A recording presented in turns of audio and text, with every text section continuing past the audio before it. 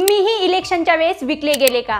कितीला खरेदी केलं तुम्हाला? 500 रुपयाला, 1000 रुपयाला का 2000 रुपयाला? जे कार्ड घ्यायचे नागरिक अजून वोटिंग कार्ड असेल किंवा आधार कार्ड असेल ते घ्यायचं, 1500 रुपये द्यायचे आणि नंतर शाई लावायची, 1500 रुपये द्यायचे. वोटिंग होऊ नये म्हणजे लोकशाहीला घातक, म्हणजे या घटनेच्या विरोधात हे कृत्य आहे. मित्रांनो, संभाजीनगरमध्ये बीजेपी कार्यकर्त्यांनी सगळ्या वोटर्सला 1,500 रुपये वाटून दिले आणि त्यांचे वोटिंग कार्ड जमा करून घेतले आणि त्यांना सांगितलं की तुम्ही कोणालाही मतदान करू नका. शिंदे गटाचे संजय शिरसाट हे तेथे पैसे वाटप करताना पकडले गेले. मित्रांनो, जेवढे ते जिम्मेदार आहेत तेवढेच आपण म्हणजे वोटर जिम्मेदार आहोत. आपण सगळ्यांनी एकत्र मिळून आवाज उठवला तर आपल्याला कोणीच रोखू शकत नाही.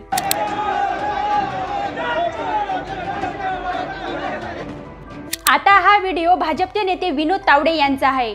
ते एका हॉटेलमध्ये महिलांना पैसे वाटप करताना पकडले गेले आणि त्यांना पकडलं बहुजन आघाडी पार्टीने. मग नंतर विपक्षाने त्यांच्या तोंडावर हेच पैसे उधळले आणि दोघी गटांमध्ये जोरदार भांडणं सुद्धा झाले.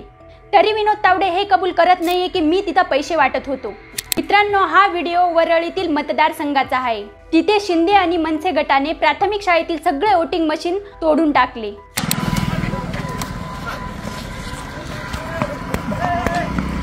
नितेश कराळे सर हे राष्ट्रवादी काँग्रेसचे प्रदेश प्रवक्ता आहेत.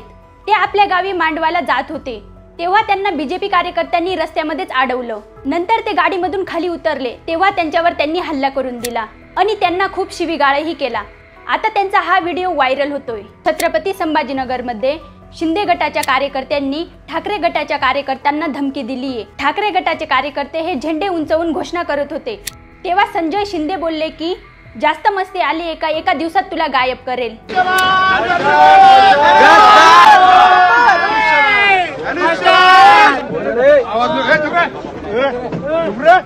मित्रांनो, खरंच डेमोक्रेसी उरली आहे का? कार्यकर्ते हे कोणत्याही मतदारसंघात जातात तिथं तोडफोड करताय, कुठं गुंडागर्दी करताय आणि कुठं पैसे देऊन वोट खरेदी करताय आणि आपल्या एका वोटची किंमत फक्त 1000-2000 रुपये नाहीये. आता आम आदमीची परिस्थिती अशी झाली आहे की इलेक्शन आल्यावर नेते म्हणतात की तुम्हीच आमचे सर्वस्व आहात आणि इलेक्शन संपल्यावर तेच आपल्याला भिकाऱ्याच्या नजरेने पाहतात. आता या नेत्यांची एवढीच मानसिकता राहिली आहे की पैसे फेकून देऊ, वोट खरेदी करून देऊ आणि जिंकून जाऊ. मित्रांनो, याआधी आपण अशी गुंडागर्दी कधीच पाहिलेली नव्हती. म्हणून या वेळेस काहीतरी चेंज नक्कीच व्हायला हवा, नाहीतर पुढच्या वेळेस आपल्याला वोटिंग सुद्धा करता येणार नाही.